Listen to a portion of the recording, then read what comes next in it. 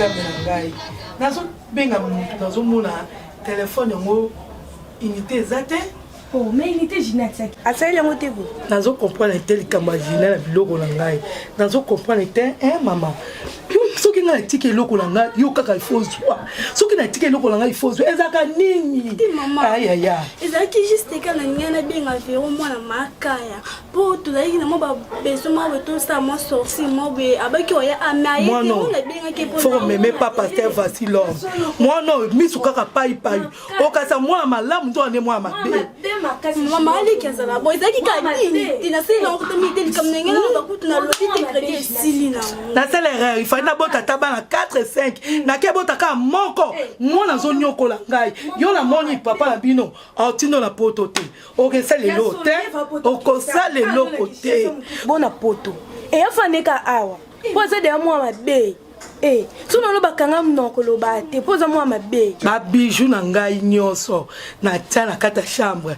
na kuti bijou moko kaka ba chaîne biloko mato ya mikena chaîne to ba prix ya kala onga na kuti ye biloko nyoso amemika pola mwa mobalo nko moneza nani comme on est patient apembe bona ebi patient de mwana azobete ya mtu ayiba biloko ye wana mwa mbala ngo kasongo kaka oya kasongo ako nakokanise pa kasongo ya solo ko akobetela ngai fimbu po likambo mwa mbala azotinda mwana yibaka ba bijou ba téléphone biloko ezolimwa fanya na bota mwa mobala sa makambo mwa site ndeti crédit wana yo resa bengine abenga mbane patient so de ayibelo ko pake pesi to yeba eza passe tala biloko de mbongo eza piango zona sombe na crédit sombela ngana na bega na mama mikolo na yo ka mwana mama na ngate mikolo zo asangone te na sobela sangone te ya mikolo ngape ba téléphone mikolo do pasta mwana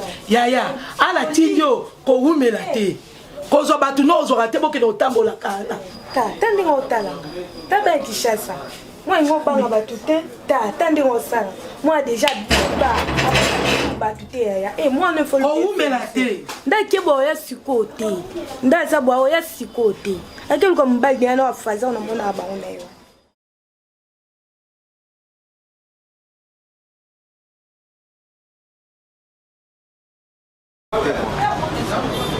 Bafana love bibo baba queen mother no se dit no maman mon konzi c'est chérie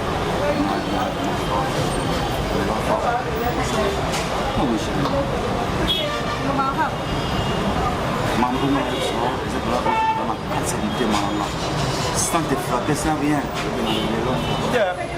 moi il est moko donc basi basi belé mais non malo on a pas le côté donc la l'homme cache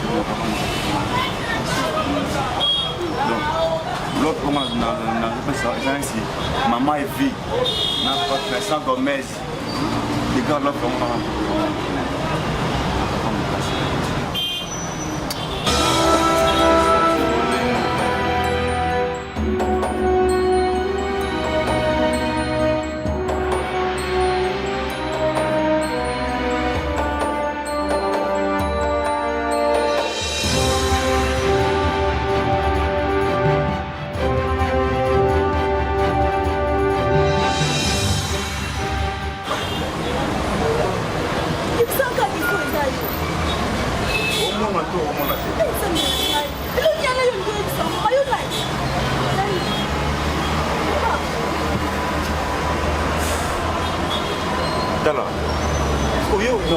vraiment au le béni vraiment n'est pas raté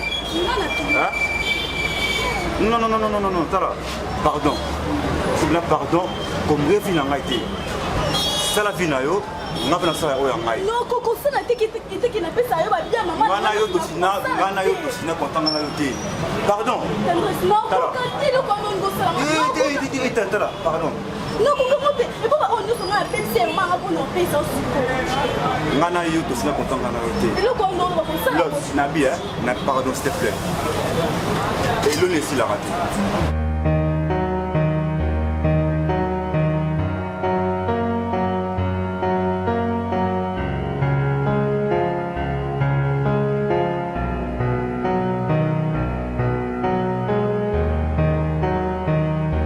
N'avais-tu pas finalement l'aise? Qui me laisse ça en noyau? Oublie pas dans ta vie, c'est quoi ça? Hein? Non, non, non, non, non, non, non, non, non, pas de question. N'a vu ça la vie, là. C'est quoi? S'il te plaît. Mais pourquoi ça dit au moins ça là? On s'en a l'eau maroté. Oh, je te dis à maman. On s'en a l'eau maroté. Il y a rien. Non, non, non, c'est rien. Il n'y a rien, bébé, il n'y a rien, chérie.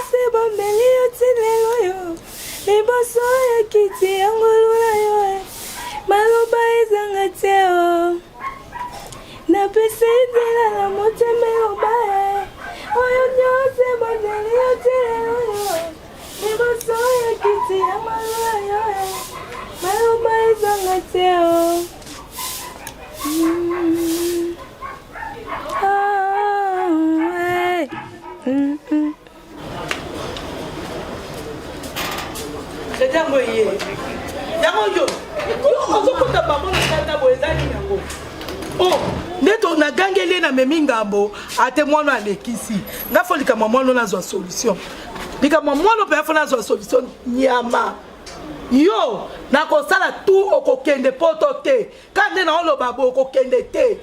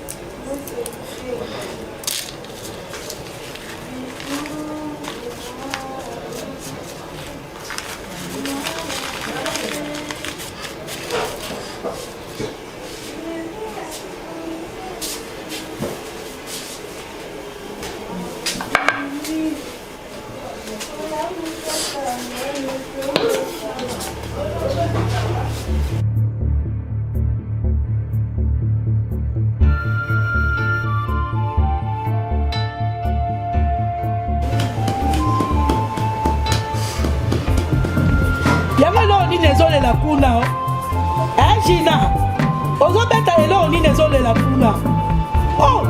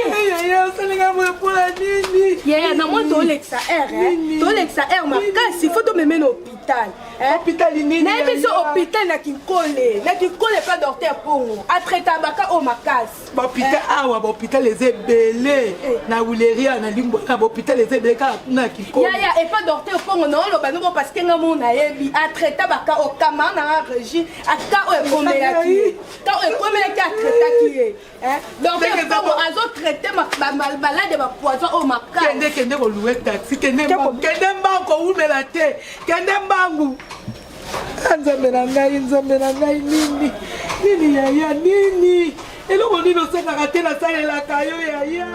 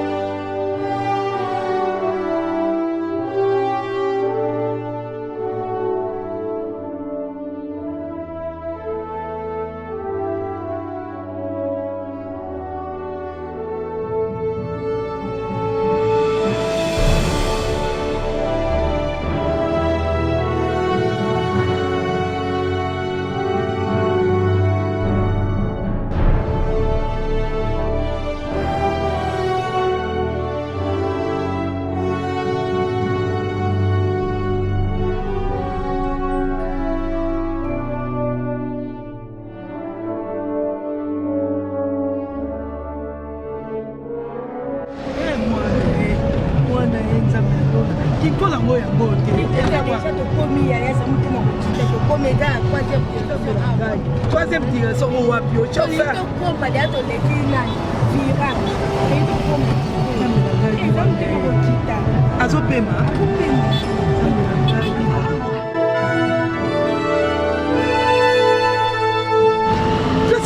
Tokomi déjà ya partant na wana da tokomi. Wapi yango lo awa. Eh, tokomi le miko tokota nzela ni. Tozokota nzela yango tokota anzela mabele. Nzambe na ngai.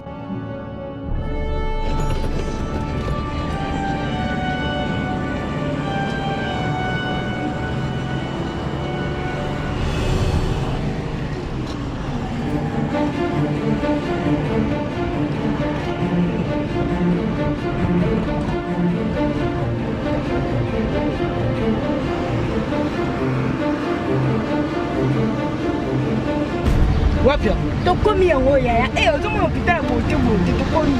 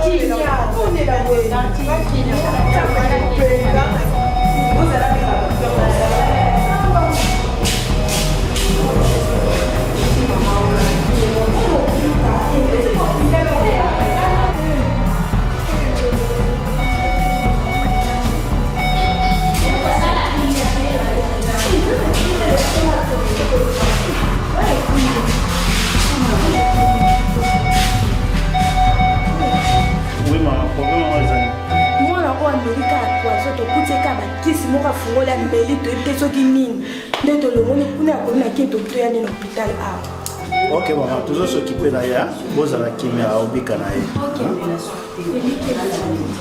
ma soeur, est-ce que vous avez bien gardé la porte venue?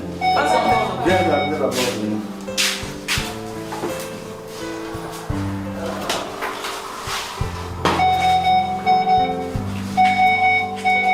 La terre, c'était à combien? C'était à 6 fois, la fréquence cardiaque c'est à 100, la saturation c'est à 83. Il y a un moment où tu es extraterre, voilà, pour saturation, là, ils ont assez la place.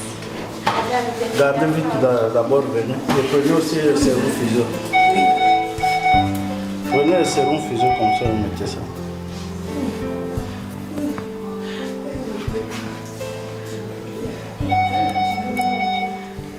Sparadrap? Oui, donne-moi le sparadrap. Fais vite, fais vite.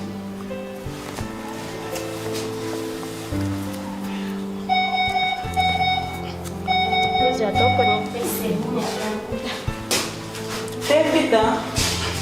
Va chercher aussi les bols de labo et les bols de... Fais vite.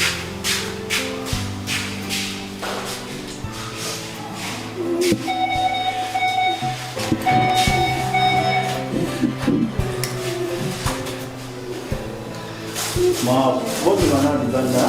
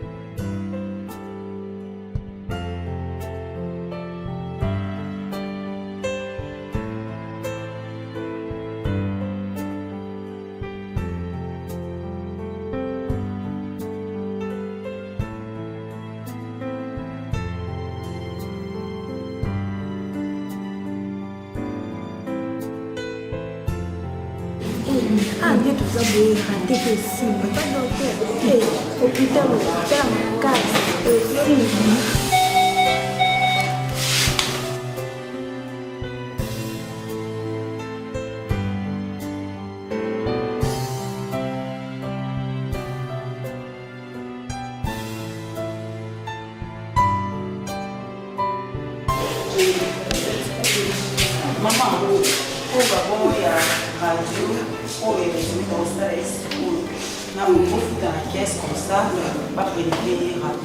Qu'est-ce que ça va?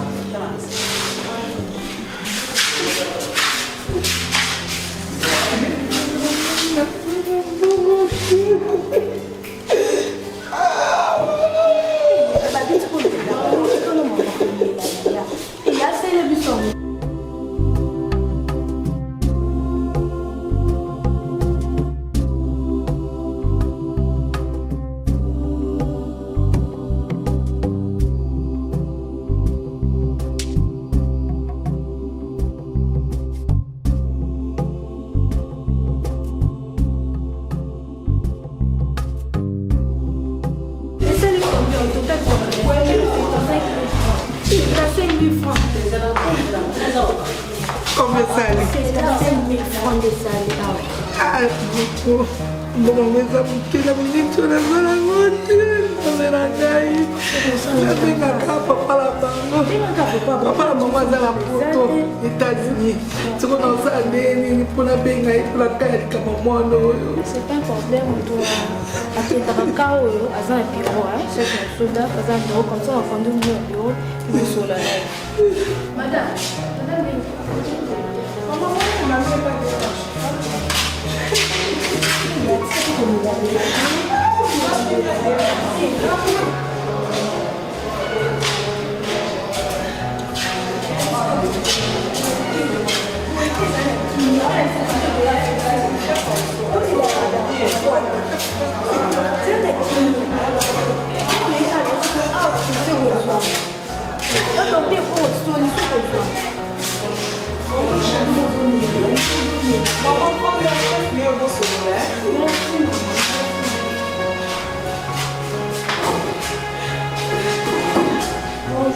Bonjour, quel est votre souci? Problème est un. problème c'est ça, tout ça moi la biso kaza na terre poison. Na mini poison to yene ka ba consulter. Papa na bango aza na poto. C'est quand to yene a to so biso na mako atwani ngo. To qu'est-ce que so to ça ndenge. Soki papa aza na poto. Tozalaka toujours en collaboration na bato baza na poto parce que nous sommes en train de traiter aussi certains malades ba parents na bango baza na poto. Qu'est-ce que nous faisons? Tozali président, donc le propriétaire de cet hôpital, il habite en France. Alors, soki papa pour le moment, beaucoup en a facilité quand tu as contact na yé, tu as solo na yé, na kopesa ba numéro nyon surtout, na ba boîte email na yé, eh bien, beaucoup en contact na patron et puis après nous allons entrer en contact tu connais tu connais ça. Mais c'est faisable, ceux qui papa en a poto tu connais ça la macamani n'a pas de problème parce que nous le faisons aussi. Merci vraiment papa. papa kile na okeli kambolo bipesi nga mwa kimi ya mutema papa ngai zala mbenga papa ngai mwana na ebite na ngai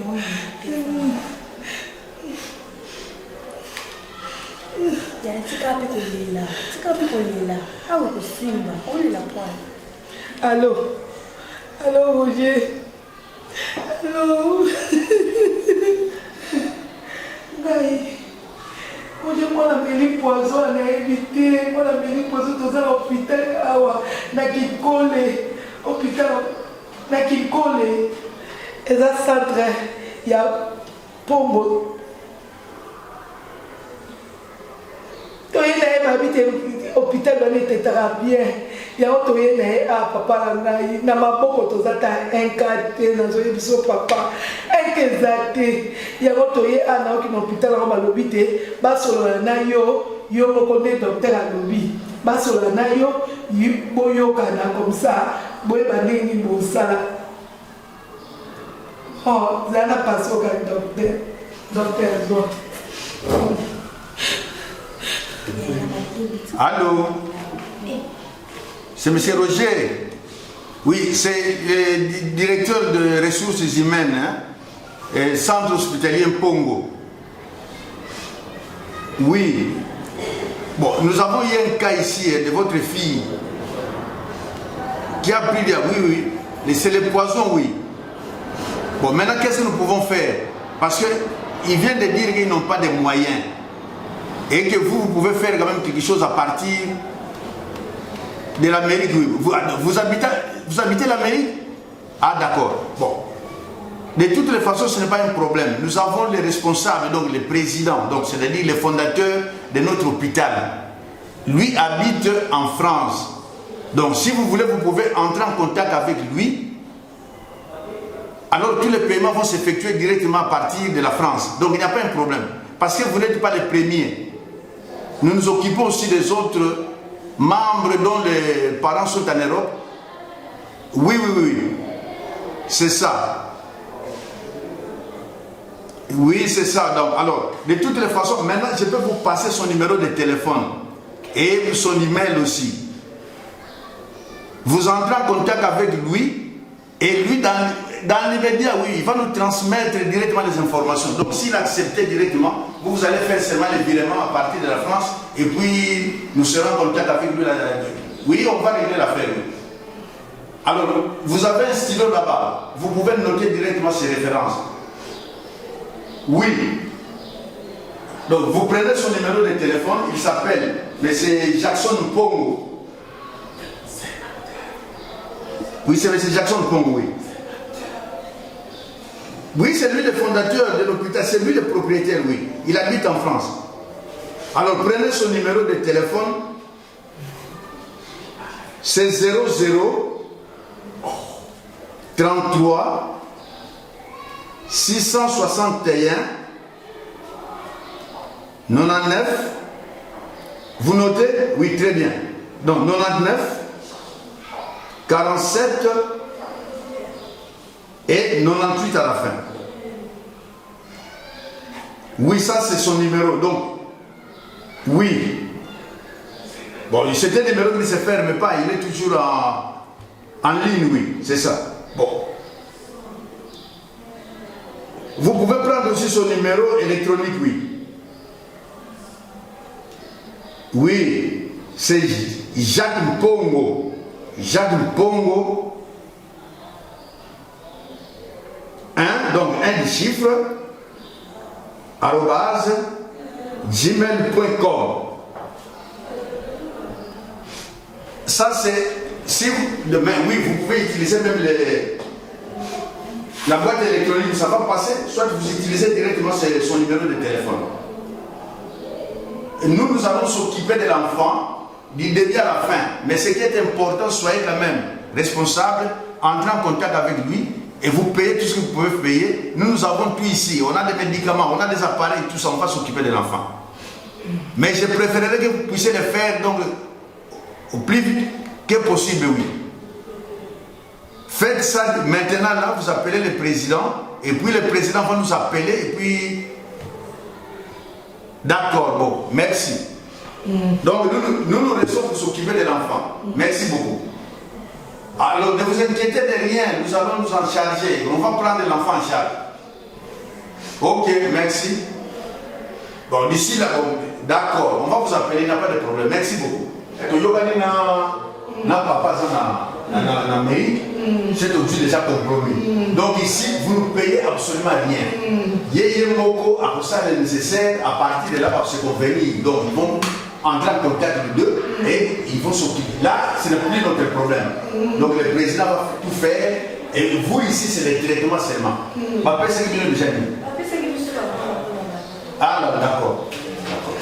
Merci. Merci, papa. Merci. Ok. Donc, nous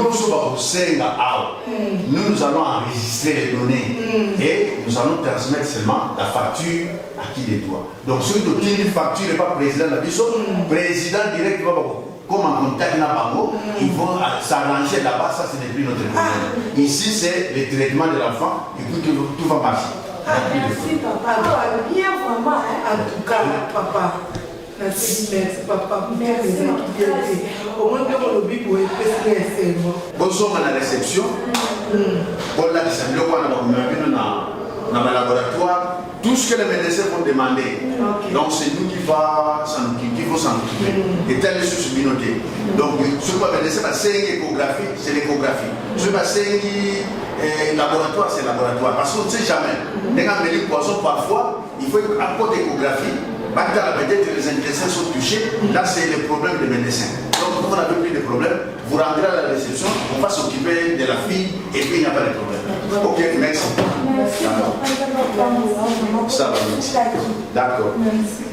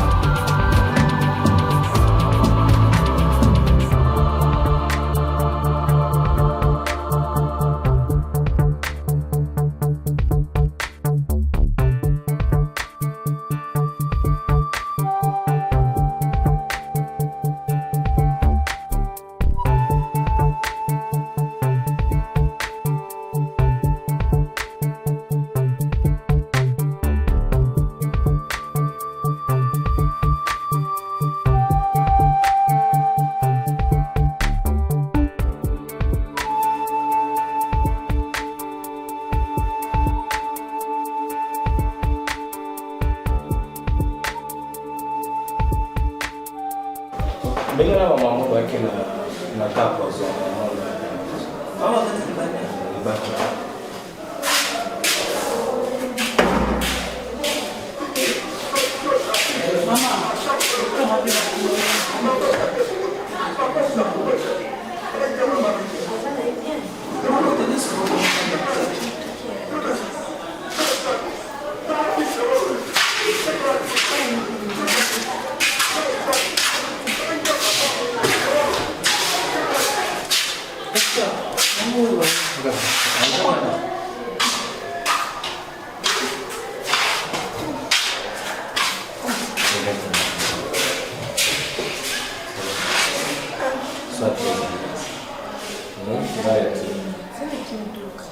Madame, sois calme, ok?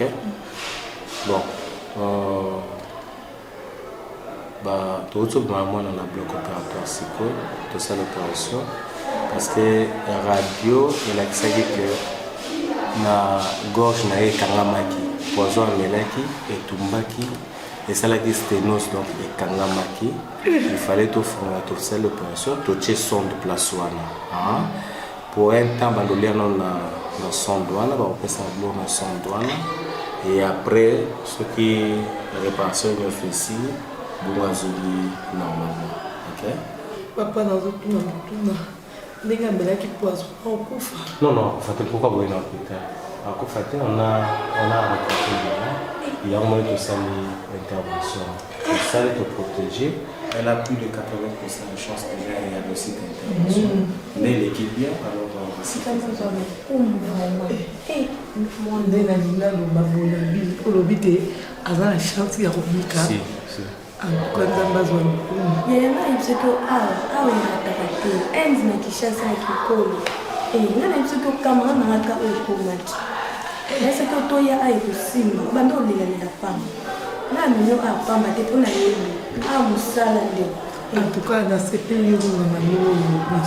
Vous avez choisi bien, vous trouvez la difficulté pour nous. C'est juste quand vous descendez en trekking call. Même en trekking call, quand vous prenez même une moto, vous dites seulement, l'hôpital c'est l'hôpital Pongo, mais plus l'hôpital à vite. Prochainement, si vous voulez l'hôpital à vite, on vous amène directement. Nous service nous avons la radio, la radiologie Zali, tout ça, le service échographie, imagerie Zali, et tous les services sont là.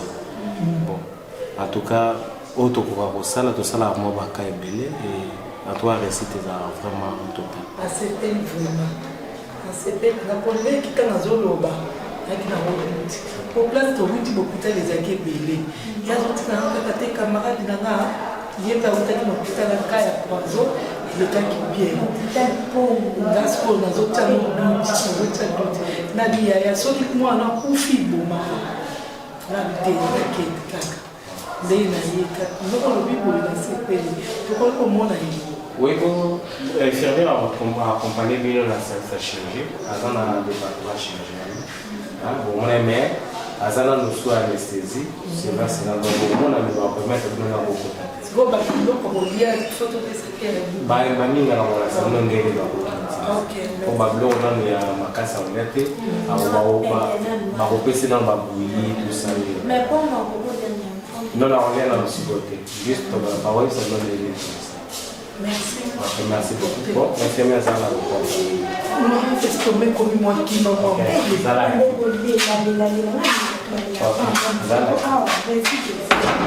Merci beaucoup.